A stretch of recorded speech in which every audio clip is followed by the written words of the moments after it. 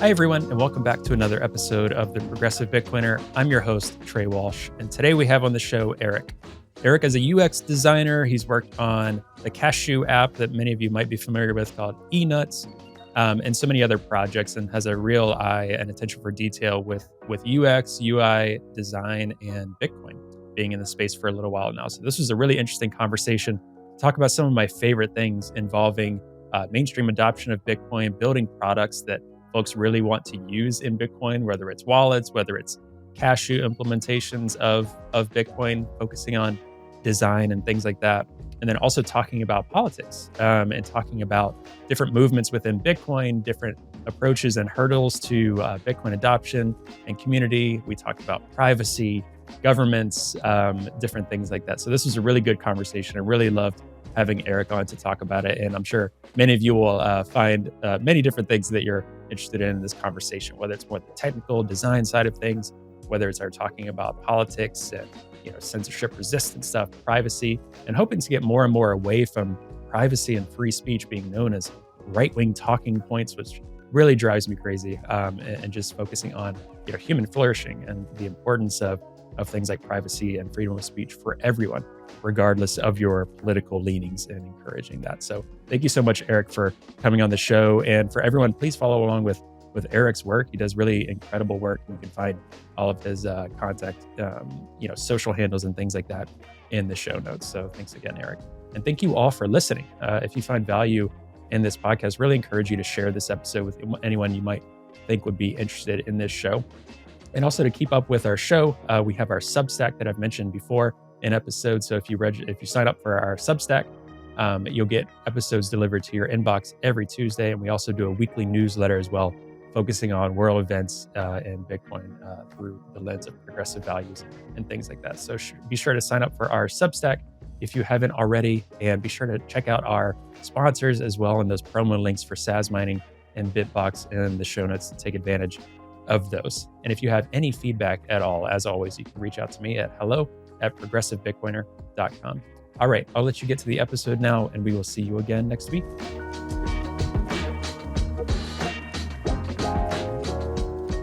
Hey, Erik, welcome to the Progressive Bitcoiner. How are you? Hey, I'm doing well. Thanks for having me, Trey. Absolutely. Really looking forward to this conversation. I think there's so much going on that I don't know where to start in terms of, you were just saying, getting back from some travels and jumping back into Bitcoin stuff. But I want to let you introduce yourself. I think some people will know who you are and know some of the products you've probably worked on. Maybe seen you on social media and stuff like that. But do you want to tell people, who you are, what you do? Yeah, for sure. My name's Erik. I'm a UX designer. That stands for user experience designer. I work on a couple of different Bitcoin projects and some open source stuff. Some of the Bitcoin projects that I work on, one is Hoseki, which is a Bitcoin proof of assets or proof of reserves piece of software. It lets you basically prove that you have Bitcoin ownership without having to move it, largely using signature verification. So it uses kind of these innate properties that already exist in the Bitcoin protocol to let you express that ownership. Another project that I've been working on that's kind of more in the open source world is eNuts, which is a Cashu wallet. So for those who don't know, Cashu is a Chaumian ecash based kind of scheme for Bitcoin that interoperates with Bitcoin Lightning. And what Cashu does is it basically uses blinded signatures to allow people to send tokens, ecash tokens that are pegged to Lightning, and you can send these very privately and instantly with no fees. So it's kind of a very kind of timely and relevant project to be working on now. Yeah.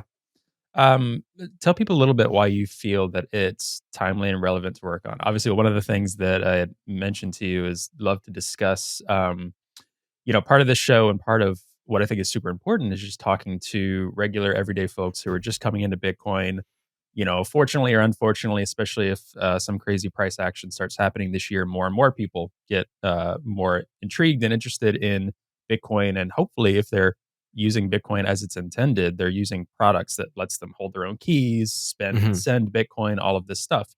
And one thing they might notice the past little while, fees have been pretty expensive for Bitcoin on chain.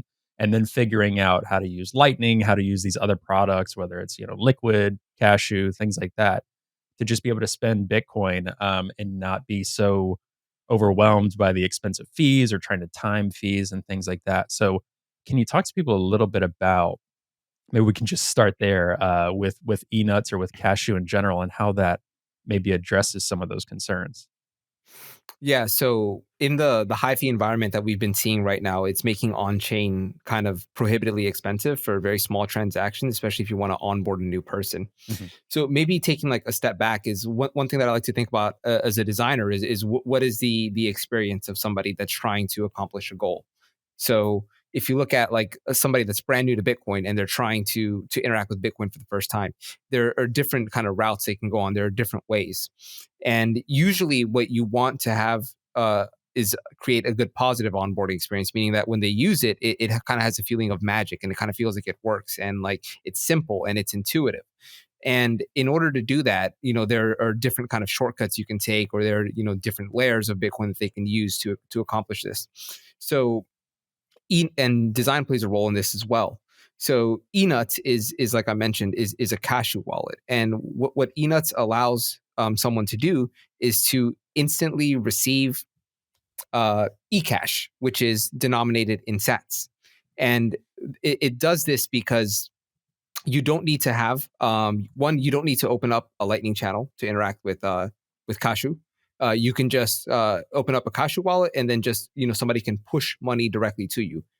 In eNuts, in Cashu, the money is the data.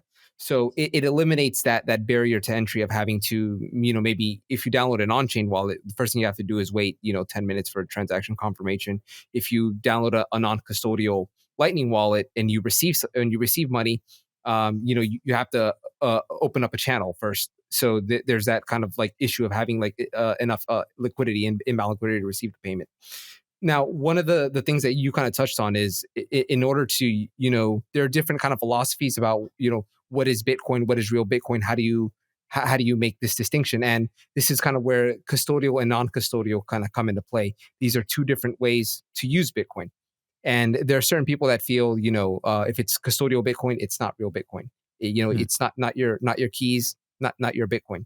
So I look at things a little bit differently. I think that there are different tools to accomplish different tasks. Mhm. And in an analogy that I like to use is when you're learning how to drive a car, the first thing you don't want to do is maybe parallel park or just go on the highway immediately or try something like that. The first thing you want to do is practice in kind of like a nerfed environment and maybe a parking lot. You go slow, you learn the basics first before you get into the more advanced things. Mhm. And I think that the experience of using Bitcoin can be a lot like that. Maybe the first touch point that someone has with Bitcoin, it should be as simple as possible. It should have as little barriers as possible. It should have as little kind of potentials for the person to fail as possible. And this is where I think custodial solutions can play a role. And Cashew is a custodial solution. So there is a mint. There is a central server that is authorizing, in this case, is signing, burning, and issuing ecash tokens. Mhm. So it is a custodial solution. There's no no doubt about that. It's very clear, but it has a lot of benefits. Not only are there tremendous privacy benefits, but there are kind of the benefits where you can transact immediately without any fees. Mhm. Yeah, uh, one of the I'm glad you mentioned this. I've mentioned this a few times on the show because I think of my own journey in Bitcoin, and I don't have any technical background. I'm such like a humanities kid and history buff, and political nerd. So coming into all of this, any technical components of this, like, yes, I know how to navigate like Google Suite and efficiencies for work and, my nonprofit work, things like that. But coming in, I think I bought a Bitcoin on like Coinbase. Everything I was using was pretty centralized at first. But immediately, once I kind of started understanding, really in the first month of Bitcoin and what it was, I wanted to protect it and I wanted to figure out how do I hold this in the best, most secure way possible, just Exactly. understanding that. So I think some people need to realize and remember, maybe not everyone does that, but a large amount of people, once they get Bitcoin and once they start accumulating more, they want to figure out what's the best way for me to hold this and secure this or use this in the way it's like intended, right? Those kind of things. And I know there's many ways that it's meant intended to be used, but I mean in terms of like maybe holding your own keys, things like that. I think some folks get afraid that if once they start on a centralized, um, place or kind of something that's really easy of access, they'll just stay there. and get lazy with it. Hmm. And I'm like, well, maybe that's a conversation for the ETFs and things like that. But something like purchasing Bitcoin within the first month, I sent it to, I think, Moon Wallet at the time, and then I kind of went down that rabbit hole of running like Raspberry Pi. Like I was just like, oh my gosh, I need to like figure this out pretty quickly. And if I did that with zero technical background, I'm like, I think a good chunk of people are going to want to try to figure out how to use this. So I think the concern is a little overblown sometimes in the Bitcoin community, and I could be, you know, really wrong about this in some ways, but I've seen it just from personal examples that other people have mentioned that are similar to mine. Yeah, I mean, there's the famous kind of Steve Jobs example. He used to say, they will learn when he discussed certain design ideas that maybe were kind of ahead of its time or whatever the case may be. I think that people are a lot smarter than Mhm. sometimes we Bitcoin, or they're more capable than we give them credit for, and people will learn how to use these things, and design and UX is going to play a role in that because we're progressively getting better and better at making these things less technically challenging. The more that Bitcoin matures, it's still only 15 years old. It's still kind of a very a very young Mhm. protocol. It's a very young technology, and it doesn't have a lot of. It's also very immature in terms of design. There hasn't been a lot of design culture and a lot of design focus in this protocol, and that's continuing to evolve the more time, just the older that this gets. So it's all going to lead to becoming a lot more easier, and Yeah. then people are also going to see the value in why you don't want to have your savings on a custodial solution. These things will become more understandable. Right. I would say with like Cashew and eNuts, which I've played around with it for a few months. I absolutely love it. It's one of my favorite things I think to play with in terms of like an app and Hmm. sending and spending. I just think it's really cool. But also, eNuts or anyone in Cashew has been very upfront. I think just in terms of saying this is a custodial solution, like no one's trying to play any tricks on what it is or isn't type thing. But for you, is there some of the ways I like to think is in terms of metaphors, and I've heard so many different metaphors about Cashew. Is there metaphors that you kind of refer to when explaining to people who, let's say, they barely know anything about Bitcoin, much less Hmm. Cashew and kind of what's going on with eNuts? Are there typical metaphors that you would say in terms of, because I think one of the greatest things about it is kind of the walled garden privacy Yeah. component of it is very, very cool as a solution, and I could see so many really great use cases in environments where that's really needed. Like it's nice to have like in a US or Western context, but there's so many other use cases I could think for, especially for human rights and things like this. Hmm. For surveillance states, China, all sorts of other things. So are there metaphors that you typically go to when explaining Cashew? Yeah, there's I like to use the metaphor of you're kind of at a casino and you're getting these poker chips. Mm, So let's say with Kashu, you come in with your money, which in this case is Bitcoin, and you want to be able to go to the just like you would in the casino. You go to the teller at the casino and you give them the money, and in exchange they give you these chips, right? They have no idea kind of who you are, but they can take your money. They can say, okay, this is authentic money, and they can issue you these chips that they know that they are authentic as well. So then you get these chips, and then you can go about the casino, and you can do all kinds of things with these chips, right? You can trade them with other people. They can exchange hands 5, 10, 15 times. You can swap them with other people. You can bet and then get a bunch of other chips that belong to other people and mix it up. And when you let's say that you want to then cash out, you want to exchange these poker chips for your Bitcoin or your money again. Well, then you would go to the teller and you would hand them back these chips.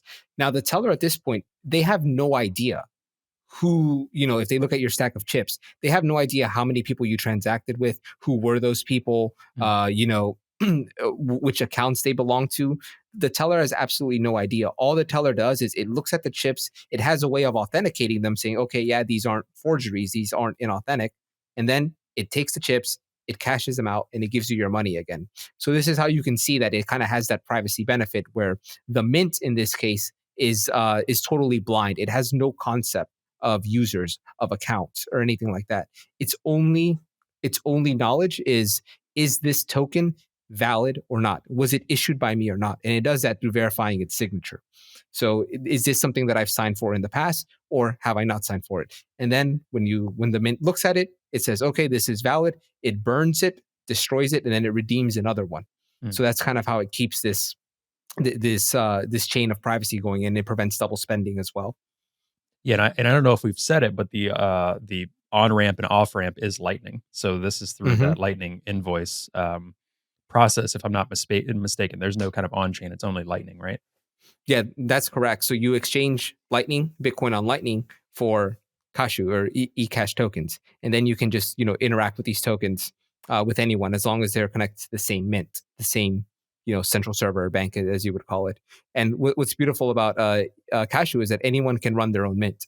So Mm, we've set it up on LN Bits, where you can go to LN Bits and you can spin up your own Cashu mint in a couple of clicks. And we're working on making that progressively more and more easier. So you can see how we can get to a world where if a lot of people are running their own mints, it kind of helps with sovereignty and preventing centralization in that yeah. regard. Do you think there? I don't know if this because I know there's kind of mint management. I guess it's more just of a naming mechanism for the user. But I know in Hmm. eNuts, because I've been playing around a lot with Zeus Wallet and Lightning and the node in your phone. So is that kind of a similar thing that could happen with Cashew, where there's a mint management in the mobile device, such as like node in your phone, or would it not be similar to that? Their degree. So we're we're working on having mint management that will allow you to basically connect to multiple mints. Or what you can do also is, if you have certain tokens in that you've already issued with the mint, you can go into the various mint and check if those tokens have been spent or not. But there's Right. less of a degree of control over you have with like a node, for example. But we are, giving you the ability to connect to multiple different cashew mints. Any mint that's a part of the cashew protocol, you should be able to connect to from one app. Got it. And what do you think, kind of looking to the future? Obviously, how long has Cashew been around? Has it been just a couple of years? Has it been longer than that in terms of protocol? Yeah, I think it's been a little. It was about a year and when was Baltic Honey Badger in September? No, June, I think it was July. 'cause you sent me over that video. Yeah, yeah. Okay, This past summer, late summer. Yeah. yeah. So it was a year in the summer. So the Okay. developer that has largely been working on it, it's a team effort. But Kale BTC has been Mm, kind of one of the main developers for it. He got the idea a couple days after not last year's Honey Badger, but the Honey Badger before that. oh, So he cool. started Okay. working on it then, and then the most recent Honey Badger was about exactly a year to the date. So I would say it's probably been like a year and some change, a year and a couple months. So it's very much like a very young protocol, and it's picked up a tremendous amount of steam since then. Got it.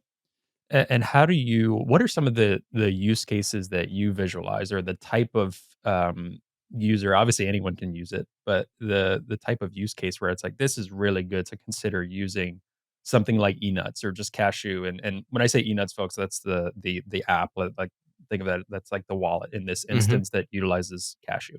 Um, so what are kind of the ideal use cases for Cash? If someone's like, "Okay, let me play around with eNuts," but like what's the main difference there between using like a Lightning wallet I'm really comfortable with, or a custodial Lightning wallet even, Yeah. things like that. So one of I think the biggest benefit that's absolutely immediately is privacy. So with any custodial wallet, in order for a custodial wallet to work, is that it has to have a concept of an account. It has Mhm, to have an idea of who you are as a user, uh, who you are transacting with, how much you are transacting with. It has to kind of see all that. So with Cashu, with eNuts, all that can be basically obliterated by introducing the concept of a mint.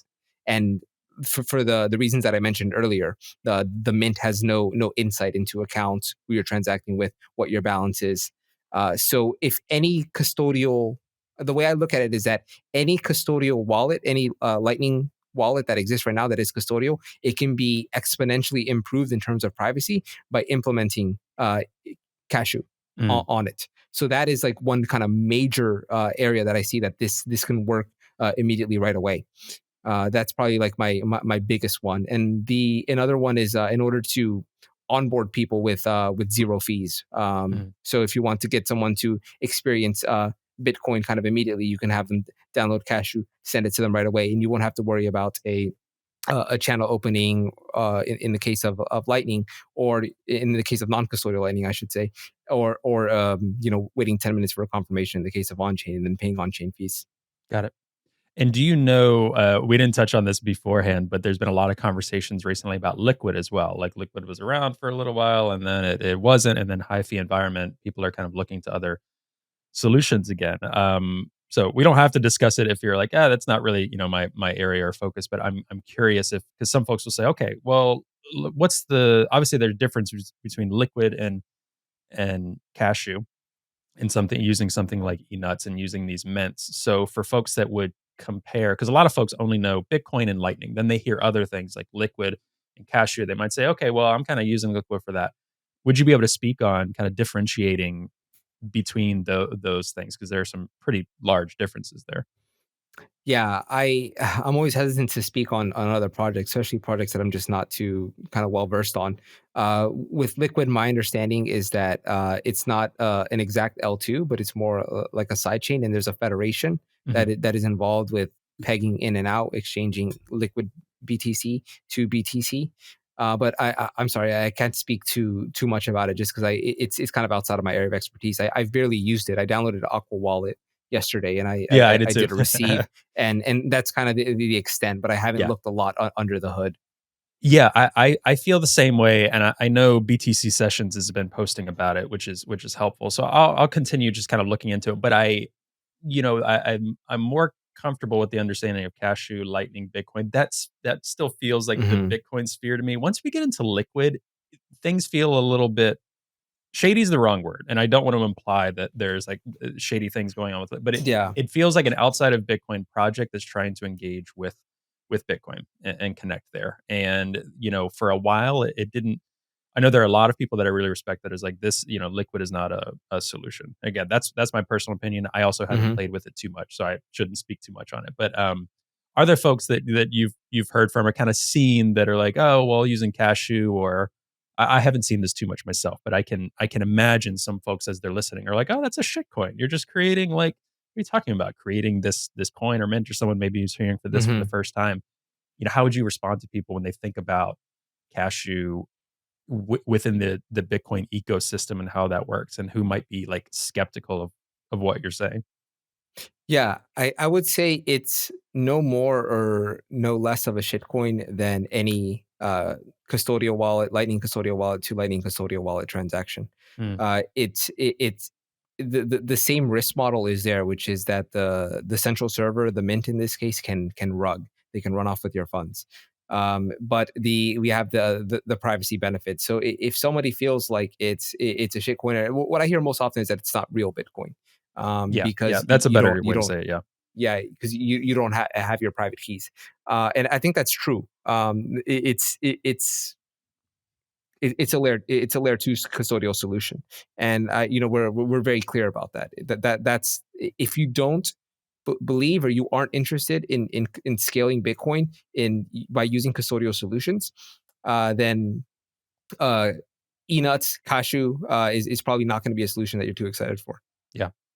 Yeah, that makes a lot of sense. And the one thing I'd say, I think there's so many use cases. Like the one I think of too is like integration with Nostr, right? Like Nostr, like Yeah. thinking about it, this kind of walled garden approach, and then exchanging these kind of like again going into the casino. And again, the casino analogy, I'm like, oh, great, think people are thinking casino gambling, Oh but God, but it, yeah, I didn't even but think in about terms of that. like Yeah. entering in, sometimes I also have thought about it as in like an ATM, right? So when you're thinking of privacy perspective, like if you Hmm. withdraw cash from a Bank of America here in the U.S. ATM, the bank can see, okay, you withdrew this amount from your, whatever. Let's say someone's actually managed to, and it's even more difficult in this case because you're talking about Lightning invoice, so that's kind of a bit harder to track. But let's say somehow they identify, okay, you created a Lightning invoice and you've engaged with X amount of Sats into the mint, into Cashew, eNuts, that kind of thing. Just like withdrawing cash from an ATM, you go and spend the cash. The bank doesn't know what you're spending cash on.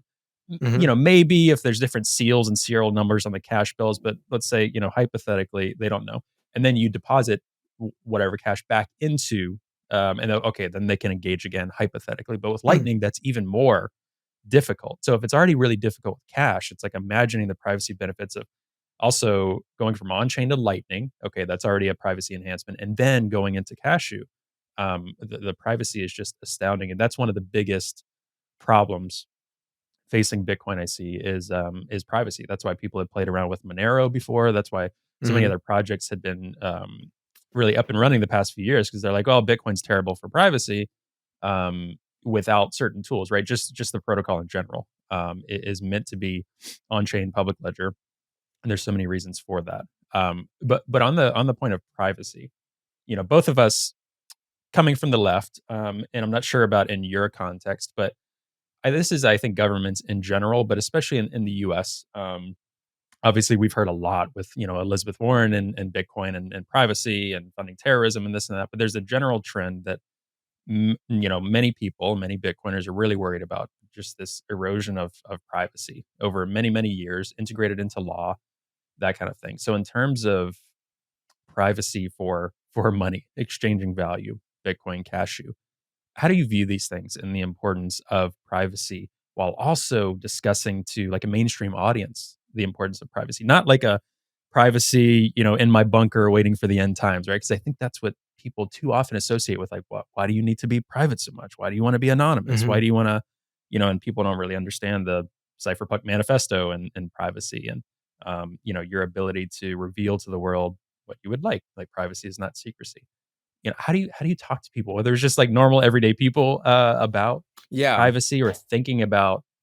Because I'm trying to figure out what I'm trying to say, rambling here, is connecting privacy to like the mainstream world and letting them know why it's so important and why it's not this like secret cultish thing that we're on about. Yeah, this is kind of especially something that kind of comes up in my day to day because I live in Sweden, and in Mm, Sweden, it's a fairly democratic society. It has functioning judicial institutions, and but also there's kind of a lack of privacy in Sweden where they have a law where you can just Google someone's name and you can see their address, you can pull their tax yeah, return. So it's a very transparent and open society, and they kind of have right. this idea where you should be able to do that in order to basically discourage corruption, right? You should be transparent and open. Mhm, So when I talk about transparency with money in this kind of society, I get a side eye. I get a look as to why, and mhm. I often think about okay, so what is their perception? So these are individuals who grew up in a very high trust society. They live, like I said, in a country with a very functioning legal system Mhm. where they have property rights and privacy rights, and for the most part, these things work for them. So they might have a certain understanding of, hey, why do you need that? But what I try to tell them is, in most of the rest of the world, this isn't the case, right? People don't have the luxuries of having a robust system that defends their liberties and their privacy like we do in Sweden. So it's kind of a different perception, and I think that one piece that was helpful, at least in the United States, was the Snowden revelation. So like a lot Mhm. of people, they use that to understand, okay, this is the power that you know this is the level of data that you can uncover just by someone's metadata, right? Just by understanding, what cell towers they connected to, and things like that. Not even eavesdropping on their conversation, but just like the metadata that they leave when they interact with the web can build, a very robust picture of who they are. And a Mhm. lot of people saw that and then they understood, wow, like that, that's an issue because there are people just getting swept up on this. So I think of privacy as not when I try to communicate to them about like why privacy is valuable, my biggest example is I kind of give them examples about most of the rest of the world. Like if you meet an activist in Bahrain, for example, they might have their bank account frozen and they need the ability to transact privately. Mhm. So they'll kind of understand that example in that context. I think when you just explain to people that there's a larger world out there that doesn't operate under the same conditions that our countries operate, so you can imagine why privacy might be important in their cases. And that's kind of usually, I find that message is usually a lot more well received, rather than trying to argue why they need it, because in Mhm. reality they might not need it. They might not need Yeah. private money Yeah, or yeah. private transactions. PayPal and in Venmo or whatever, that probably works just fine for them, and Mhm. that's great. But for a lot of other people, they do need it, and those aren't options. Yeah. Yeah, that's been my approach to, there's, from my, perspective in my circles, like, there's kind of the left liberal things that I see on social media in terms of some of these things, or gosh, even like Facebook neighborhood groups is such a thing in my community, just with different things. One thing recently that happened was really funny. I won't give like too many specifics, but um, one of the Facebook's groups I was a part of decided to remove anonymous posting because they were like, if someone's posting anonymously, they have bad intentions, right? And obviously, Mhm. like I've been in the Bitcoin circle long enough that that's very normal to me now. But I'm reminded, oh yeah, like even someone being anonymous is like, for some people, they're like, what are they up to? That's kind of the first, Yeah, yeah. right? And it only take, but when I talk with those same people in real life about what you just said, they're like, oh, okay. Like so it's such like an echo chamber of like, the classic left liberal approach on some things online, but then talking to that person in person about, okay, you might not need this, but this is why this group of people or this person might need it. In general, that's usually my go-to is that human Mhm. rights angle, and then talking with them about, okay, we might not need it, but they really do. And they're like, oh, I had no idea. Because it's not the main narrative around any of these things. And I think that's super important to discuss. Yeah, for sure. Oh, speaking of, so one of the things I'm curious about too, because I've connected with some, Bitcoiners kind of in your neck of the woods in Europe and Sweden, and I'm always very interested in terms of just the cultural aspect of where Bitcoin is. And it's been a little bit since I've connected with someone on like the cultural temperature check of Bitcoin or these type of things in Sweden. So how do you find that amongst your, whether it's circle of friends, whether it's people in Sweden in general? Of obviously we're so entrenched in just like U.S. politics here and politicization of everything. And I understand this happens a lot throughout Western Europe as well with Bitcoin. I've heard numerous stories of Germany. Things play out sometimes similarly with Bitcoin, especially environmentally. But what's the temperature right now on Bitcoin in your neck of the woods? I would say by default, it's usually treated with skepticism and usually a little bit of hostility. And Mm, at least in Sweden, the biggest kind of point is the environmental point. mhm, There's been a lot of, maybe in Sweden more than other countries. Sweden really prides itself in being very environmentally forward, environmentally conscious, mhm. and they see themselves as a country that takes great pride in their efforts to help the environment in various ways. So that FUD, that kind of attack vector, is very sticky here in Sweden. Is definitely the environmental one. This episode of The Progressive Bitcoiner is brought to you by Zeus. Zeus is a self custodial Bitcoin wallet for Android and iOS. The app features a built in Lightning node that allows you to take full control of how you make payments on chain and on Lightning. You can easily onboard to the Lightning network and let Zeus's Lightning service provider, Olympus, do all the heavy lifting for you. Or you can get more hands on and curate your own Lightning channels with whoever you transact with most. Zeus has best in class privacy and allows you to have great peace of mind when sending and receiving Lightning payments. Not only does the Zeus team not want to know how you're using your money, but they're building things in a way that they can't know. There's also a first of its kind Lightning address that will allow you to receive payments 24/7 to your mobile wallet self custodially. This is a great solution for a range of people. For those who just want to have the technical ability to set up their own infrastructure, to nomads and dissidents that need to accept donations on the move. Other Lightning wallets don't give the users this level of control. In fact, many of them operate more like bank accounts that can be revoked and ultimately lead to you losing your money. With Zeus, you're in full control of your private keys and therefore can start to take full control of your financial destiny. To learn more and to learn where to download, head to ZeusLN.com. Yeah, that makes sense. And I mean, that's the same here. Like I was literally just talking with a coworker in the nonprofit I work at. And, I'm in Boston area, Massachusetts, very liberal, very climate forward. Always engaged with circles from the left. That's why when so many Bitcoiners say something, I'm like, okay, but I know how that's going to be perceived or read or interpreted. Hmm. Um, but the two things they mentioned that came up over Christmas was literally the criminals line and the environment. So I think those two are still the main sticking points.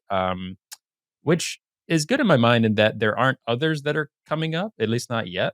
Um, but the environment one is getting harder and harder to support and impact. I don't even know if it's Sweden or Norway. Maybe this doesn't help the cause, but I understand there's some more Bitcoin mining operations that are popping up in some of these like energy rich nations, especially with renewable.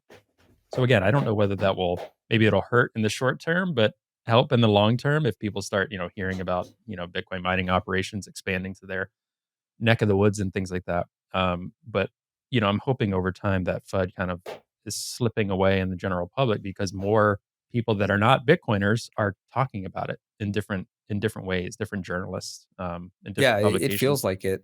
Yeah. Yeah, which is very exciting. And I know there's been Bitcoiners. I mean, Daniel Batten's been huge in this, and Hmm. pushing those different narrative changes, for sure, which has been really helpful. One thing I wanted to ask too before I always forget to do this with some newer guests as well, before we get too much further into the conversation, is your own journey with Bitcoin. Like for you, I want to hear a little bit more. I'd be curious to hear a little bit more about, your own journey into Bitcoin. Were you always kind of looking into these type of things, like cypherpunk things, where especially kind of coinciding with your design background, how did Hmm. those two things happen together for you? Well, I've always been kind of a child of the internet. I very Mm, much grew up online. I was, posting on forums when I was 12, 13, and whatever the case may be. So I heard about Bitcoin. This was probably like a little bit after I graduated high school. And I kind of just dismissed it, or I didn't even think about it, right? It's just the thing yeah. that you read about and then you just kind of moved on about your day. It just was like, okay, whatever. I did have my first touch point with Bitcoin was through a friend of mine who they wanted to buy 2CI, which was like a kind of like a research chemical Mhm. on on the darknet. And I don't even know if it was Silk Road or what the site was, Yep. but he had been doing all the research and he bought like a netbook, which was like, I don't know if you remember those, like a small little laptops that you could buy Yes. like at Best Buy for like a couple $100 back then, and they were like super tiny and not very powerful. But he bought that just to surf like the dark web, Oh, that's so and funny. yeah, and he wanted to buy like 2CI, and he started talking to me about it. He's like, yeah, so I found this site. He's like, but they have to take Bitcoin. He goes, and I've been doing research. He's like, and I found this way that we can get it. We have to mail a money order to some guy that he Oh, yeah. found online. So like we went to 7-Eleven, we got a money order and we just mailed it off. And then I Just think he wait. was using, yeah, it was just like, how do we know that this guy's legit? He's like, no, don't worry. He's like, dude, I've done research on him on the forums. I've read his reviews. This guy's legit. He'll send it. And then, you're just waiting. And I think he was using, with hindsight, I think it might have been like Electrum. I don't know. It was like some very Mhm. like gray wallet back, like literally like gray gooey wallet back then. But eventually it worked. The Bitcoin came through. Yeah. And that was like my first interaction with it. It took days, but I was like, oh my God, this is amazing. Like, Mhm. you mailed off this money order and then you have like, this other money on this wallet. And then you're able to send it through this website. And then, then, a couple weeks later, whatever the case may be, the 2CI appeared, which is like this little research chemical in this little pills. And that was like my first kind of like touch point with Bitcoin, but I didn't appreciate it at all. I Mhm. didn't think about like, how does that work? Why is that valuable? Like, how is it that, this money could be used kind of for this purpose? What properties does this technology have that these people would want it, or why would they want to use it? None of that even crossed my mind at all. Mhm. And for years, I didn't think about it again. It was Yeah. just kind of a silly little thing that we did, and it wasn't until much later. I think it might have been a little bit after Trump got elected, Mhm. that I read. I don't even remember where I read this, but I read this article about like Venezuelan Bitcoin miners. I think that their miners got seized, but Mhm. the individuals that were running the mining operation, they were able to flee or leave the country with the Bitcoin. And I remember coming back. So I was like, oh yeah, I remember Bitcoin. I had that one experience with it years ago. And I was like, how is that still a thing? And I was thinking like, I was like, what do you mean they took the miners, but they were able to keep the Bitcoin? I had no understanding of how this worked. And at this time, maybe I was a little bit older and I was thinking like, well, how does that work? That sounds really fascinating and interesting to Mhm. me. How can like a government come take your miners, your computers, and you still have the money? In my mind, the money just existed on the miners. I knew nothing. And then I started reading about it a little bit more, and and from there, this was probably around 2017, 2018. From there was like already a lot of content out online, and Yeah. a lot of resources. So it really just kind of sent me down the rabbit hole. And then I started reading about, like the cypherpunk mailing list and David Chaum and Timothy May and all Mhm. this stuff. And I had already kind of left leaning kind of, political views because I was very sympathetic to Occupy Wall Street and Hmm. kind of things like that. And I realized that all this kind of intersects. It's very similar. Like this is Bitcoin is an opt out. It's a protest against the status quo. It's a protest against the system of money, right? Of fiat money that is used, to manipulate and control. And I was like, this is really incredible. So that's kind of how I just got further and further down along. And as a designer, I've always been designing websites, and I got into UX. Um, it just seemed like the natural evolution from designing websites. You go into UX design, and then I just realized that wow, like the experience of using Bitcoin seems like it's really really kind of not great. It's not intuitive.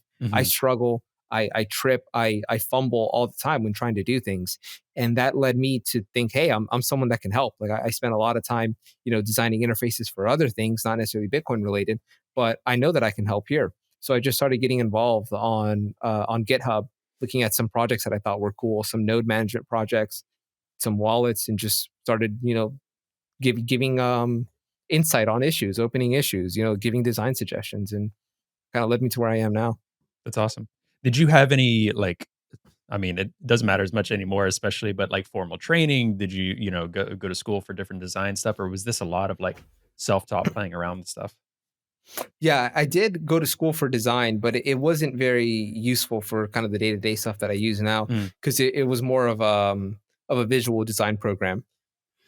got it. And most of what I learned when it comes to kind of UX design, user interface design, and user experience design, most of that came from online, from YouTube, from reading books. A lot of it came from following tutorials. And when it came to designing for Bitcoin, well, there's no guide for that. Really, you just have to.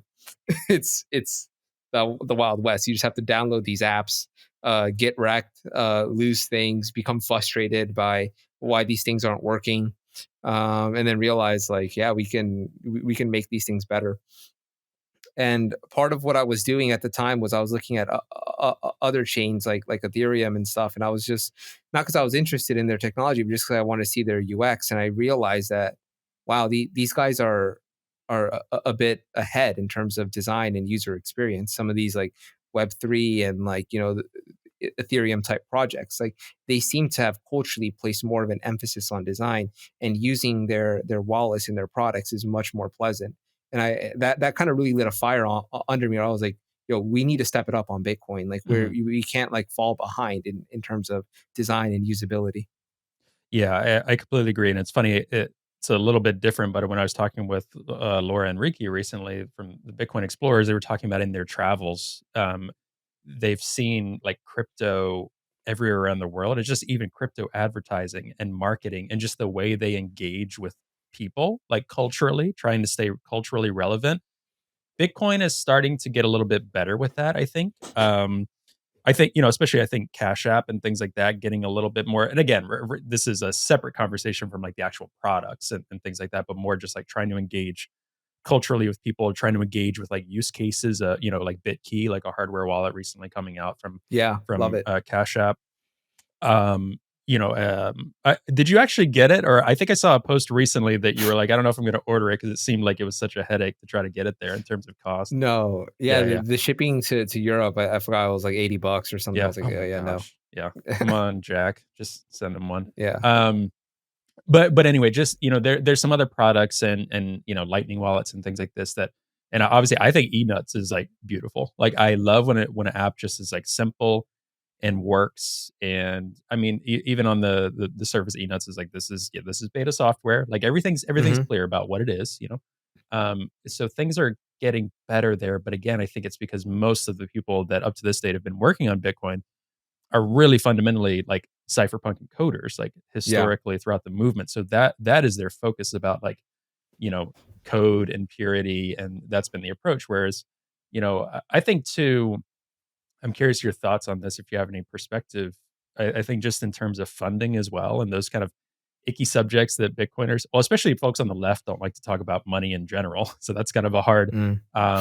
overlap for people in general talking about money and wealth. But Bitcoin developers in general, like fundraising, like crypto projects, have been killing it with fundraising and capital and Web3 and all of these different names and things they spin up, especially during bull markets. to get massive amounts of money and funding from folks. Whereas Bitcoin projects have struggled with that. Some people have found Bitcoin to be boring, so we're going to move on to this project and this, and oh, this one's faster. This one does this one does that, and sure enough, 95% of them fail. But what are your perspective on the path forward for Bitcoin developers, designers, things like that, in this type of environment? Yeah, I think I touched on it earlier when I said that Bitcoin's still like a very, very young Hmm. piece of technology. So it doesn't have a lot of like design literacy. But I think another part of it is also something that you hinted at, that it's a engineering first culture. Hmm. Bitcoin is very much a culture or a project where the idea is to build something that works, that is secure, and that has gone through very, very intensive levels of scrutiny. It's almost like NASA's engineering process. You spend 9,000 hours to whatever the number is, to make sure that this piece of code works from an engineering point of view, and that is the focus. And there's less of a focus on what does that translate, or what does that mean for the person that's actually using it. That's often an afterthought. It's often, Hmm. does it work? Is it bug free? Is it sound code? And when you have this kind of just engineering kind of mindset, the user experience kind of becomes secondary, or Hmm. sometimes it just becomes thrown in after the fact. And I think a part of what I try to do in all of the design work is I try to kind of meet people, everyday users, kind of where they're at, and in terms of what is their current experience of sending money. Whether it be through PayPal, through Venmo, through their own bank, through Zelle. Like, what is that experience like? What are they already familiar with? And how can we take some of those existing conventions and try to make the experience of transacting with Bitcoin similar to that, in terms Hmm. of following the conventions, in terms of following the flow, because they shouldn't have to learn an entirely new language or an entirely new way to interact with money or with their phone in order to use Bitcoin. And I'm very kind of a huge proponent of that, is that we need to eliminate this technical barrier to entry, eliminate the jargon, eliminate all these different things that are in the way that make Bitcoin as easy to use as PayPal or as Venmo. Hmm. The experience should be similar. When you send it, it works. You don't have to understand the technicalities of how it works under the hood. You can, of course, if you want to, but you shouldn't have to in order to use it. Yeah. And it should be also something I try to do, is like it should feel like a little bit magical. I really try to, when I design something, make it so that it has a little bit of a feeling that gets someone excited, Hmm. like when they first interact with it or when they first use it. If you've ever unboxed something, or if you ever use an app for the first time, and it had a little bit of something special that kind of made you put your head back and smile and go, oh, that's cool. Hmm. Like those little micro interactions to me are what really kind of go a long way. And that's something I kind of emphasize in my design practice. Yeah, it should be and can be fun, like building that into it. I think that's one thing with different Bitcoin products that I like to see, or even nostr Hmm. products, and just different things that are understanding it's so new, so building in this kind of fun element to that, right? Um, and one day it might, and hopefully will, just be boring old money. I have that conversation a lot with people, that Yeah. one day that's just how it will be considered. But initially, getting people excited about that, and I constantly go back and forth, and doing this show is really interesting because I think in general, there's so many different types of things we like to talk about, and different topics that can be talked about Bitcoin and beyond, and especially the types of things we like to talk about.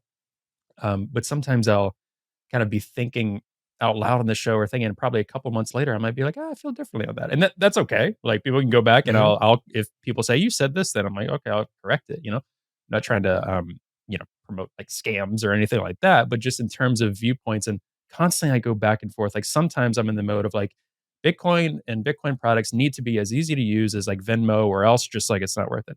Then other times I'll take a step back and I'm like, "Well, for it to be self-sovereign and people to hold their own keys, and that there is a bit more hardware. So I think that's most important, for people to feel that they securely own their Bitcoin. And if the product is a little bit slower because of that, so be it." And obviously, I think there's probably a happy medium that we need to Yeah. get to. But how do you think about those? Do you view it as like a trade-off? Do you view it as, okay, we need to lean more towards ease of use for all of these products? Because I really have a tough time with that. sometimes, and I constantly go back and forth when Yeah. playing around with products myself as like a non-technical person that's gotten a tiny bit more technical. But I constantly go back and forth when thinking about, I think even, the potential upcoming bull run and things like that. It's like, okay, what type of product should we focus on, or are the things that should be really important to newbies, and conveying that. Is it so important to convey all of the principles of what's going on under the hood or what Bitcoin is? Or is it more important to convey ease of use, get them excited, and then they'll learn later on? I think it's important to have a wide variety of tools that have made different sets of trade-offs. And Bitcoin designing and building for Bitcoin, I think, is probably the biggest game of trade-offs imaginable. Mhm. It's just like the nature of the protocol. So almost every decision that you can make that will impact the experience or the functionality of whatever tool you're building will involve some type of trade-off. If you want to have, speed, you might have to sacrifice some decentralization. If you Mhm. want to have, your privacy, you might have to sacrifice. If you want to have security, you might have to sacrifice, a little bit of this. Or so it's almost always this game of trade-offs. And I think that different wallets can make different sets of trade-offs and then build a tool that will appeal to a certain user. In my mind, I believe ultimately the experience that users are going to want is going to be one where they don't have to think about the tool that they're using and it just works. Mhm. So, what sets of trade offs do we need to need to be made in order to optimize for a tool like that? It's a very complicated question. It probably depends on where we're at in terms of design, in terms of the protocol, in terms of any updates. Is CTV going to be here? So there's a lot of stuff that kind of plays into that equation. But ultimately, I think that as long as we live in a world where designers are thinking about different tools and different trade-offs and they're building with that in mind, we're going to be in a much stronger place for mass adoption. Yeah, and I've definitely seen that more just well, I mean, being inside, Bitcoin, Twitter, and all this stuff, which is very small, a very microcosm, as we were talking about. Hmm. But one thing I think that has excited me more, I've seen less and less. I mean, companies will still say, okay, we're creating the best Bitcoin wallet for users. We're creating the best Lightning wallet, whatever. But in general, I've seen more and more wallets and developers and things being developed on Bitcoin. And then more of these developers are folks saying, okay, for this is the best for this use case, or this is the best for me because I prioritize XYZ. So taking that approach, I think, is really valuable, where it's like letting people choose. Everyone has different use cases. Some people are just going to hold Bitcoin and just it is their savings account. They don't really spend because, well, in the US, it's really hard to spend Bitcoin, right? You're supposed to Yeah. tax every transaction. It's very difficult and frustrating to do that. Other places don't have that jurisdictional, taxation and things like that. So people are regularly spending, and things like that. Other people are came into Bitcoin through Nostr, and they're using like Albi Wallet, like connected to their browser, and they just that's the only way they spend Bitcoin. So focusing on what is the user needing, and how are they going to use it, rather than we're going to make an all encompassing thing that there's no trade-offs, or it's universally fit. Well, Bitcoin is it's universally accessible, but there's so many different use cases with it. It's not as Hmm. simple as this is the Bitcoin wallet. And I think that's the way development needs to go, which is really exciting. Yeah, 100% agree with that. Is that we have to keep in mind that the way that we use Bitcoin, based on your region, where you are in the world, is going to be very, very different than the way that other people use it and the things that they find valuable. Yeah, for sure. Now, I'm wondering, we had touched on this just before recording. You said you've been in Bitcoin from like 2017, 2018 or so, probably jumping down the rabbit hole a little bit more. I like to touch on this with folks that have been in Bitcoin prior to 2019, 2020. For you, one of the things I know you and I both like to think about is just kind of culturally where Bitcoin is at, kind of getting out the message that, Bitcoin needs to be separate from folks' individual political views, religious Hmm. review, diets, whatever. Not that folks can't believe that, but that is not what Bitcoin is about. Like Bitcoin is this neutral technology accessible for everyone. For you being in Bitcoin since then through now, how do you feel? Where do you feel like the culture is at now? I've talked with many people that have suggested. Of course, I think a lot of the Bitcoin core developers early on were a bit more libertarian bent as well, depending on where they're coming from. But I think it got much more political right around COVID, as most of the world did, I think, in a Yeah. lot of ways. Now it might be coming back down a little bit. Some of the people that I think were here just for clickbait, they're still around, but many of them have just left that I've experienced. Shows people's true colors, I think. But where do you feel kind of culturally Bitcoin is at? And, do you have hope moving forward that it's building to more of it's not such a barrier anymore? Or where do you still see that being a barrier for people? Yeah, I think with kind of the COVID wave and the COVID class and just that kind of temperature, as the tent of Bitcoin, or as the amount of people that were using it or interested in it or started adopting it, as that grew, you see an influx of people with different political ideologies also come. And I think this happens across not just Bitcoin but across a lot of other movements, or Hmm. other political movements. As the movement gets bigger, different people come with their own perceptions, their own worldview, and they sometimes try to inject their worldview or their ideology into the movement, or into the tool, Bitcoin in this case. And I think that's kind of what we saw with in the last couple of years. There's kind of been this, at least on Bitcoin Twitter, which is just one very very small subsect Hmm. of Bitcoin users, of where they're located and where they communicate. People with a very certain overlapping ideology tended to coalesce on that platform. And they had a lot of very similar opinions and ideologies that had absolutely nothing at all to do with Bitcoin, but that were being shared constantly in parallel with Bitcoin. Hmm. Things like, oh, you should, be a carnivore, or it's absolutely important for you to homeschool your kids, and avoid the vaccine, and all this stuff that has absolutely just nothing to do with Bitcoin at all. And I don't think that is particularly helpful to making Bitcoin the most useful. And the reason I say that is because I think Bitcoin is most useful if more people use it. The more Hmm. people that use and adopt Bitcoin, the more useful as a tool that it is for everyone.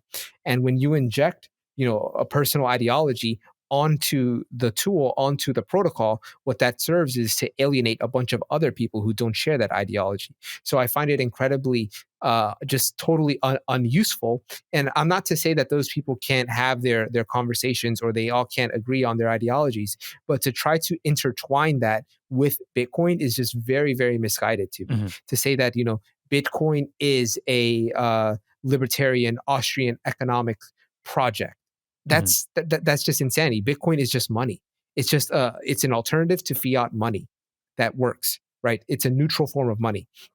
And I think that going forward, is that we're going to see that as kind of more people come, as this tent gets bigger, we're going to see even more kind of different ideologies come in. And eventually we'll start just seeing neutral ideologies, or people that are just, I hope that we get to the point where Bitcoin is just recognized as a tool, just as another form of money that Hmm. doesn't have any type of, you don't have to have a political bent, or it doesn't mean that people that use it have this type of political viewpoint or slant Yeah. that can be associated, that somebody could misinterpret, or by going on searching the hashtag Bitcoin on Twitter, for example. Hi, everyone. Hope you're enjoying the episode. Today's episode is brought to you by Bitbox. Now, Bitbox is a hardware wallet that's open source, incredibly secure and easy to use, and it's what I'm using to safely secure my Bitcoin in cold storage. Now, I know self custodying Bitcoin can really be intimidating, but Bitbox is designed for ease of use without compromising on security. It's USB-C compatible and allows you to easily back up and restore your private keys with a micro SD card, which is really cool.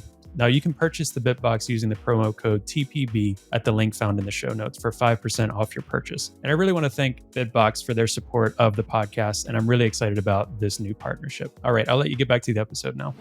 Yeah, and I hope it's like the internet, in the sense of like, okay, nowadays people don't think of the internet as like being used by a certain political group, maybe certain websites or certain Hmm. different things, right? Different aspects of that, but that would be the goal. And as you were saying, like inject their viewpoint, I just kept imagining like someone literally injecting that into like each block. Like I had like this visual of that, which I hadn't had before, which is really funny. And I was like, oh, that's funny to think about.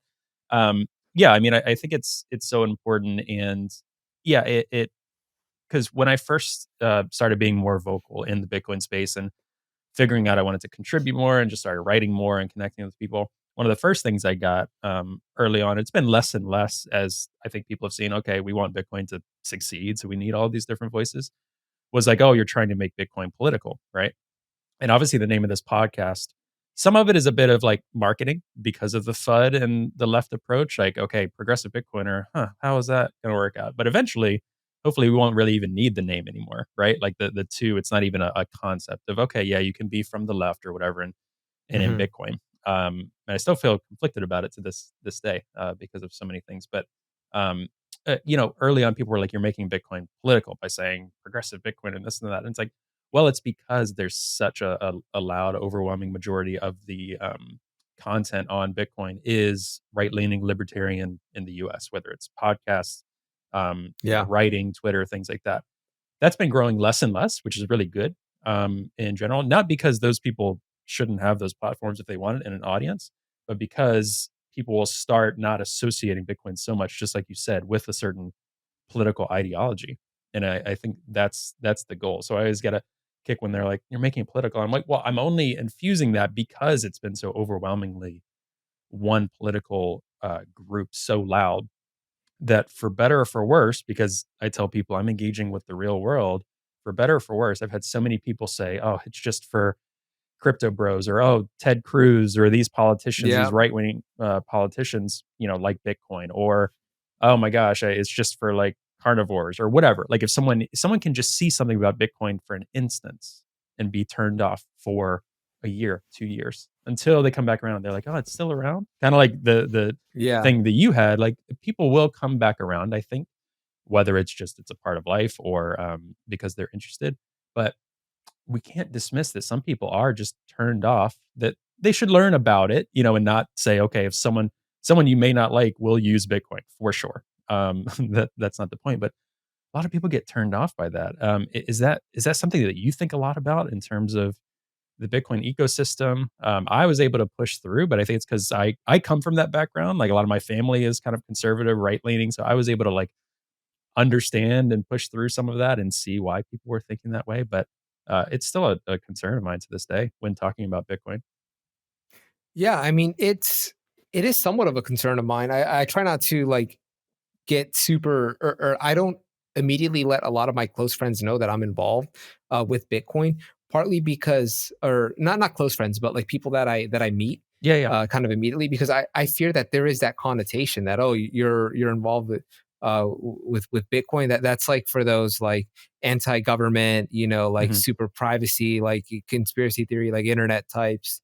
And a part of it is also like I don't want that stigma, and I think like shows like this is doing a good job to show that, hey, there's a different side of Bitcoin. mhm, There are other people that use it that aren't that don't only hold those political opinions. And for a while, like on Twitter, there was a point a couple years ago where like if there was like someone that's like left wing or progressive on like a popular Bitcoin podcast, they would get just like hounded in the comments, like, yeah, yeah. "Oh, this person's a Marxist. How dare you have a communist on your show?" And just like I'm just like, if my like everyday friends just logged on and they just see this, like they're going to be so turned off by this movement, this technology, this community, they're not going to want to associate with it. So the way I navigated it was just I just didn't care. I mean, I just I Mhm, have my own views, and I don't I understand why there are a lot of people with those kind of views in Bitcoin. I understand why they can kind of see how it maps with their ideology, and I have no problem with it. But it just struck me as like it's not something that was going to change like my views or my political compass. I've always believed in the things that I believed in, and that's not to say that I dogmatically believe them and I won't change them at all mhm, without if evidence is put in front of me or if things change. But I'm pretty strong in my convictions in the world that I live in and the things that I value, and Bitcoin hasn't changed that for me. It hasn't radically changed my point of view on these things. If anything, it strengthened them. It's shown me mhm. that, hey, like this tool can be used to further those things that I believe in. Yeah. Yeah, I feel the same way. Is there anything that you you said it strengthened a lot of views. Was there anything that happened once you were kind of learning more about Bitcoin? And for me, just learning about like money and learning about, Mhm. some of the practices in the US with, money printing, debt obligations, things like that, that I get very frustrated with my quote unquote political party on the left that, I mean, both political parties aren't really concerned with debt, depending on who's in the White House in the US, right? It's like if it's their person, okay, they're not gonna, care that much. And they're like, "Okay, it's fine." But when it's the other candidate, they're like, "Ah, the debt," so everyone's, like, Yeah, hypocritical with it. exactly. But just understanding some of these things, okay, at some point, these things do really matter. How much do I wanna, speak out against that and things like that. But was there anything once you're learning more about Bitcoin that, um, made you maybe question some of those assumptions more or view things a little differently? Yeah, I think probably one of the big ones was the concept of free speech. I think I previously Mm, had here in Europe, it's compared to America, there are maybe more restrictions on that. Like yeah. just some examples. In Denmark or Sweden, I don't remember exactly which one. I think it was Sweden. There was a gentleman that was going around burning a Quran, and Mhm, in order for him to do this, he would have to file. He would have to get basically permission to do this as a public act. And the government was kind of like, "Hey, we don't really want to infringe free speech, so we're going to let him do it." But then he kept doing it, and it kept kind of escalating. And then eventually, they started denying his ability to do that. So a part of me, maybe in the past, would have sided with the state. Think, okay, it's okay to deny, someone a permit to do something that is purposely inflammatory and disrespectful and is trying to, just stoke tension and hatred and whatever the case may be. But I think the more that I've been involved with Bitcoin and the more that I've seen how the reality of people in other countries, I've come to realize that the free speech matters, and it's important for this to be as unrestricted as possible. And for example, like in Germany, something that's very well known is that they have like Holocaust denial laws. You can't publicly deny it, and there's been kind of an issue where they started associating pro-Palestinian chants and pro-Palestinian protests in Germany as anti-Semitic, and they've basically banned certain chants or certain types of speech, um, kind of in that movement. mhm, And that's really kind of forced me to look at like, hey, a couple years ago, I probably would have sided with the state that it's okay to restrict speech. But now that I'm kind of seeing the consequences, it's like it's freedom of speech for everyone or it's freedom of speech for nobody. And I would, say I flipped and I disagree that, the certain speech should be limited. I think that it's important that one of the hallmarks of like classic liberalism, is that we are tolerant of people that want to speak regardless of how abhorrent we find their views. mhm, And um being involved in Bitcoin and seeing the importance of that, I would say that it's kind of changed my opinion. I'm hesitant to say it's pushed me to the right because I don't see that as a right wing position. That's a yeah, very classical, liberal position to have.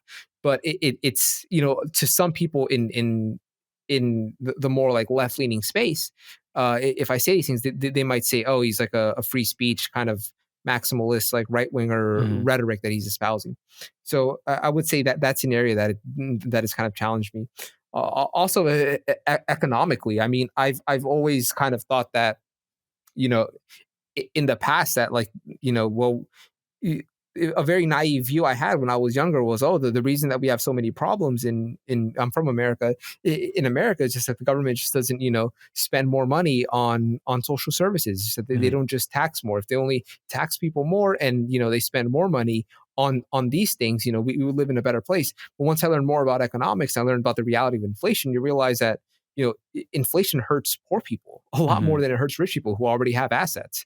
you know their assets are going to, there's a lot of asset inflation and their assets are going to rise. But if you're poor, you have no assets, and the government just prints money, like you're going to get hurt the most by inflation. yeah, And this kind of forced me to kind of reconsider that very naive viewpoint I had. Maybe a couple ways. yeah. I think I'm really similar on that. Those are probably the big 2 for me, just coincidentally. I think, what's funny, I think the free speech stuff here in the US, I mean, the world saw it as well, but a lot of it was, with, Trump and Twitter. Right? So some Hmm. of the folks that, people having different sides on, should accounts be banned for certain things? Should, the weight of who they are in the world, prevent them from being banned. The classic left take at the time was like from kind of mainstream left, whether it's journalists or politicians, whatever, saying, okay, well, it's a private company, so that's not infringing on free speech if Twitter wants to ban, which at the end of the day is true. That's why censorship resistant protocols like nostr I think are really important. And at the time, I think I kind of sided with that, and I did. And people were trying to define, what defines hate speech or inciting violence, like where's the line there with different things, and the stuff we were seeing in the world, and January 6th at the Capitol, all of this was very much so. But then I think my conviction month after month has only grown. One, I'm like, us preventing free speech does not prevent those people from necessarily feeling that way, right? It's still like, let's air our Yeah. dirty laundry. Like, especially in the US, we never ever do this in great ways. Whether it's honestly, and I did a study abroad in South Africa in college forever ago. And, something the US I think needs is to air its dirty laundry, kind of similar to what South Africa did with the Peace and Reconciliation Council Hmm. and focusing on those things. We haven't aired our dirty laundry just about our history in so many ways. So we're very polite in that way. I think we need to get things out in the open. Like, we need to see the ugly to head towards the light, like as a society, and figure out who we are. If we're preventing free speech, and it really bothers me when people say, "Oh, that's a right wing view" or something like that. It bothers the hell out of me. I'm like, that's freedom. Like, a lot of the progressive values I hold, with people's Hmm. right to access to healthcare, with protections for gay people in the US, with all of these things. This is about promoting maximum freedom. And if the government can't enshrine this into law for folks, which I think is very, very progressive, then what are we even doing here? So for me, I'm like, I hate when it's associated with a political party, because I completely agree with you. It's not about moving more right. It's either for everyone, it's for no one. And that's kind of a founding principle of democracy, of liberal views, things like this, that the US is getting into some murky waters with, and the West as well, Europe especially. Yeah. Yeah, 100%. I mean, I'm not like too kind of well tuned into like the American stuff, but I've been reading a little bit about certain courts are like removing him from ballots and Mhm. whatnot. And a part of me is just like this is a very wrong way to go about things. Yeah. In my point of view, like if you want to have a robust democracy and like one that people feel that they can trust, is that you don't want to make it overtly feel like somebody's being politically targeted. Yeah. And I think that maybe people kind of on the like I don't know what you call this group, but like the squad type. They used to be called progressives. Is Yep. that still what they're called in the U.S.? Like, but Yeah. it's very different than like progressive in like um in some other context. But like this certain like firebrand Yeah. of left wing Yep. Yeah, in the US, the voices. Yeah. larger group of about 100 or so members of the House is the Progressive Caucus. So that would be the Mm, far left group in the United States, and the Squad is kind of a smaller part of that Progressive Caucus. So yeah, it's kind of that term is interchangeable, um, with them, which is one of the reasons I get a little, about the word yeah. progressive, because I know what people think, and I have to add some nuance. And if everyone's being honest, though, everyone holds nuanced views, and I think that's the important part, is talking Yeah. For about that, sure. because we don't all agree on everything as a progressive or member of the left or member of the right. Also, none of that matters. Like, every year that goes by, I care less and less about that. Every month that goes by. But anyway, as you were saying, No, for sure. No, I think I was just saying that I think that some of the arguments that I hear for like it's kind of similar to what you brought up about like banning him from Twitter. It's just it doesn't seem like in like the long term health of a country to be in the best interest. You're gonna piss off just a lot of people. You're gonna demoralize a lot of people. You're gonna make them feel like the system is rigged against them, and it's not gonna be helpful. yeah. And I've been really, really, really disappointed in terms of, the whole time with Trump. One of the biggest arguments was like, okay, we're in a fight for our democracy, right? The amount of times the Democratic establishment in the US, the political party, has said that, it just means less and less over time. Like, fight for our democracy, fight for our democracy. But then now you're doing things that are anti-democratic. Now, they Yeah, could be things that people agree with or disagree with. That's someone's opinion, right? Like, maybe someone's like, oh yeah, I don't want Trump. So yeah, remove him from the ballots. That's great. But at the end of the day, Trump still has not been convicted of those things or charged with insurrection. There's different like laws that are not being adhered to, Yeah, even if exactly. you're most loosely defining the law that they're trying to draw upon in terms of insurrectionists, which was based on the Civil War, in a lot more extreme environments. It also doesn't apply to presidents. I'm not saying it should or shouldn't. I think in general, not enough is applied to presidents. I think many of our presidents should have been locked up and in prison, including George W. Bush. I think that is so. It's not just about Trump. But if you're in a fight for democracy and then along the way you're being anti-democratic, you're trying to only prop up the current president because you're afraid he's too weak to actually compete with other candidates. I'm sorry, that is not any progressive value or forget Hmm. progressive value. That's just not an American value. That's not anything that I think anyone would side with.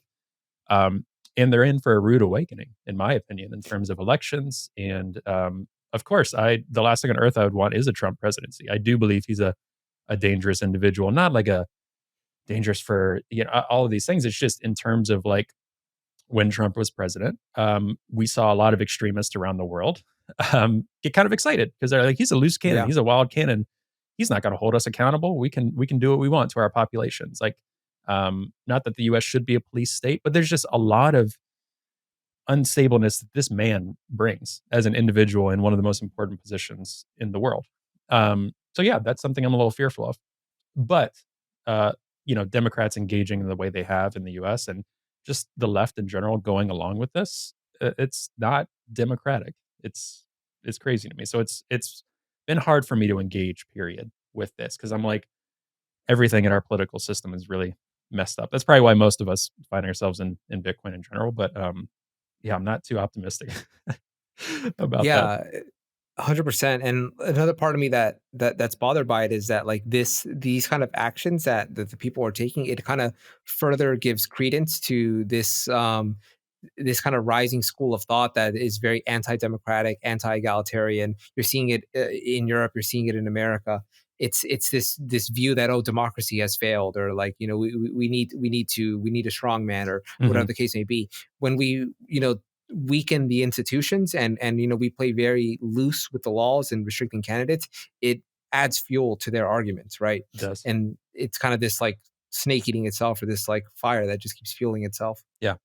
Yeah, I felt the same way, and one thing I try to do from this platform or even just in conversations with folks from the left that I know what they're thinking because 'cause I've thought similarly, like, the Canadian trucker protest was a really good example where, Hmm. I might not agree with maybe some of their stances or some of their views or political views and things like that, but I kept saying, like, "Imagine if it was a cause you cared about." Like, Exactly. imagine if if they can do it in that instance, they can flip it and do it in another, so we have to think about it, and I would use the example of, like, okay, let's say in the US, they get so restrictive on abortion access. They get so restrictive on your access to transitioning healthcare and things like this for trans individuals.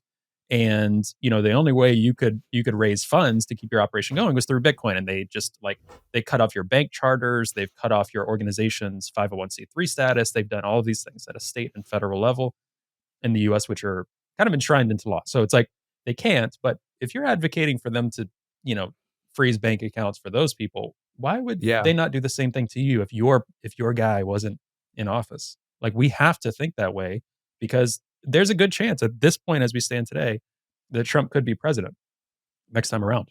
A year is a long time in 2024 and in politics, so we'll see what happens. But I'm really encouraging folks, regardless of what your views are, think about one of the things that Bitcoin taught me is like, you know, don't trust, verify. And it's like, think about the Yeah. process and systems. It's rules, not rulers. Think about those things. We should not base our way of life on if the person we like is in office. Like, that's why I'm such a big believer in let's enshrine as much as we can into law, like basic protections and freedoms for people. And I happen to take the more progressive view that it should include a lot of gay rights, healthcare rights, abortion access, all of those things that folks might disagree with me on. Start there, but we can't get there yet. So that's the part I'm really frustrated about and concerned about. Yeah, I think part of what Bitcoin also did is it made me kind of think more about adversarial thinking. And the Canadian Mhm. trucker protest, I think, is a really good example where it became almost like political, like Yeah. if you were pro or against, depending on your own political view. And that was very short sighted to me. One, because you can make the argument that it's kind of very left wing. These were literally the workers going into the Capitol. Yeah. And the union was demanding to speak to them so that they can have the same freedoms that we had here in Sweden and in America. But because they were anti-vax or anti-COVID, immediately it was, oh, they're Hmm. right wing, not supporting it, Yeah. not into it. But for what you said, like, how sure are you that, like, you know, they won't freeze the bank accounts of Black Lives Matter activists Yep. that are, blocking the intersection in front of the White House, Yep. and label them terrorists under that same pretense, right? Yep. So we need to think, in this kind of way. We can't be short sighted. Yep. Yeah, I mean, DC police, federal actually, it wasn't even, uh, I could be wrong about this. I think it was federal police because Washington, DC is such an interesting place where the city and local government really doesn't have that much power if the federal government wants to do something in terms of, like, police force or action.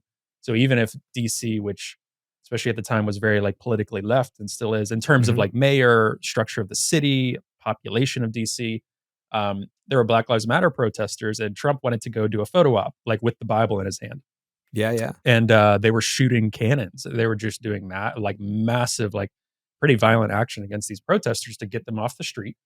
I don't think the DC police were a part of it. Maybe they were a little bit, but it's mostly a federal effort at the direction of Trump in the White House, Mhm. saying, "Get these protesters out of here so I could take a photo op with, like, the Bible." Like, I think it was, like, upside down or something too. It was so Yeah, funny. It yeah. was just that's the one thing I do like about him is the photo ops of just his, um, rendezvous on the streets, like, it cracked me up. But that's something that I'm like, "Okay, that is they shouldn't be able to do that, period." Like, we have to be ruled by founding principles and laws, and the more we go away from that, even if it's for your cause, gosh, that's gonna flip so hard, Oh, every yeah. election cycle. That's just how it goes. Yeah. Yeah, I worry about that a lot too. Just that, like, there's too much, like, my side versus their side, and, like, we're gonna, be as punitive as possible. Yeah, And if we're in power, they're gonna get the hammer. It's like it's only a matter of time so this swings back and hits you in the face. yeah. Well, the one thing ending on a hopeful note here, the one thing I'm more hopeful about in general, I think, and this is aside from Bitcoin, but I think the rise of independent journalism, yes, there's been a lot of independent journalism for very right wing folks, but the rise of independent journalism from folks that are detached from politics or folks that are left leaning Mhm. historically and haven't been able to say certain things is making people think more in really good ways. I think a lot of my friends and progressive friends and folks from the left are really disengaged with politics. So, in general, a lot of the progressives that I know are not like connected to the Democrat Party or this party or that. They're just kind of like, man, we've seen the same things happening over and over and nothing is changing. So I think there is a lot of momentum when things are ripe for change and realizing we cannot sit and wait for these folks to do something. That's why the importance of building parallel systems like Bitcoin and like other things are really, really important that people can utilize. And so that we can say, we're good. We've got it. We've figured out how to take care of ourselves and how to run things a little bit better than you all. And we don't need you. We don't need you, Wall Street. We don't need you, banks. We don't need you, Joe Biden. We don't doing that. I'm very, very, very hopeful about that going forward. The only way that these things would be jeopardized is if the government and all of these people really got on the same page and really started to do things incredibly well and not spend so much and provide everything for like these things just aren't happening, right? It's kind of baked into the understanding that this shit will keep hitting the fan. That's kind of why these things happen, like bank crises, Wall Street, government, all of this. So I'm very hopeful about people coming together and seeing these things and not being so reliant on those systems because they just have not been working. Yeah, think it's important to have, like, an alternative system, Mhm. because I don't think you can. I mean, this is probably like a separate conversation we don't have to go down, but, like, it's hard to say whether or not you can reform the existing one, or if that's a fight that you want to have, or if you'd rather just build an alternative one in parallel Yeah. that you know is better. Or yeah. Yeah. I think I've started to take that point of view from hearing from many people that are way smarter than me and have been in Bitcoin or in so many different things, journalism, Occupy protesters, Black Lives Matter protesters, like being inspired by people that are building a parallel system. And so that people just naturally gravitate towards it. And they're like, oh, this is working better. We're going to see what this is like. It's very, it's just kind of comical. A lot of it is kind of like satire of like, you guys are like, not getting your shit together. Like we're gonna go with Bitcoin. Like these guys, this is working. We're gonna use that. So I think that's very cool. Last question for you on that topic, in terms of like Sweden and the West. Do you feel similarly to that? Do you feel that we could be ripe for things? Because I think, there in the US, there's a lot of regulation on like privacy and money, but I know Europe, I think, is a little bit ahead of us on European Central Bank, on CBDCs, on a little bit of these privacy takes, things like that. So it's a bit more in your face, I think, or a little bit more Hmm. advanced. In the US and Europe are working so closely together on all of this, right? But for you, do you hold the same optimism in that? Whereas kind of your your fear metric on some of these things? Yeah, I mean, I hold tremendous optimism. I'm not that fearful of CBDCs. I just think that one, Sweden is already basically a CBDC society. It's one of the most cashless societies on Yeah. the planet, and people have no problem with it for the reasons that I mentioned earlier. They have a high trust in government, and for the most part, their government and their leaders are responsible, and the Mhm. system really works. So for them, financial privacy is just not relevant. So a CBDC would have like no impact on the Swedes. But I think that what it also will do, and I hope what it will do is it'll show that Bitcoin is the polar opposite of CBDC in many ways. Mhm. For the people that, for a lot of people, a CBDC will be a problem, and it will be used as a tool to infringe on people's freedoms. Mhm. Especially, you can imagine some more dictatorial leaders, using this tool in nefarious ways. And I think that what that'll do is that'll show people like, hey, there is an alternative that has been being built for 15 years, that is robust, that is designed so that nobody can basically censor you, or nobody can track you Mhm. in the same ways that CBDC potentially can. So I hope that what it will do is it'll serve as something. It will make Bitcoin serve as a very stark contrast to the CBDC, which I hope will get people to look at it a little bit more. Yeah. And everything is good for Bitcoin. I usually don't Yeah, like to say as the those saying blanket goes. statements, those catchphrases, but sometimes, like, that one sometimes again, you're exposing that system, and it's gonna cause people to turn more. If either through incompetence, because someone's account might be accidentally frozen or something Yeah. doesn't work, right? Or because, for more nefarious reasons, or because, "Oh, this transaction used that keyword, and nope, it's closed," right? Just people not working.